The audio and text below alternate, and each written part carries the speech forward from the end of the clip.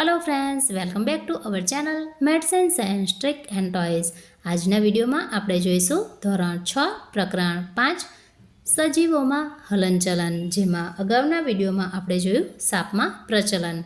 आ video में आपणे जोईशुं पक्षीओं में प्रचलन। तो आ एक पक्षीनुं चित्र छे। खभरना हाडका मजबूत होय छे, પાંખ વડે હવામાં ઉડે છે, પગ વડે ચાલે છે। પશ્વ ઉપાંગો ચાલવા તેમજ બેસવા માટે ઉપયોગી છે। તેમાં વાટાશયો આવેલા હોય છે। અગ્ર ઉપાંગોનું રૂપાંતર પાંખોમાં થયેલું હોય છે।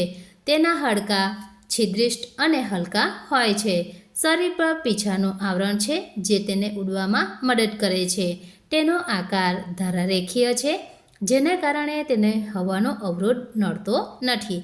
ધારારેખીય આકાર એટલે કે એવો આકાર આગળથી સાંકડો હોય અને પાછળથી પણ સાંકડો હોય, વચ્ચેના ભાગમાં પહોળો હોય, જેના કારણે તેને હવાનો અવરોધ લાગતો નથી।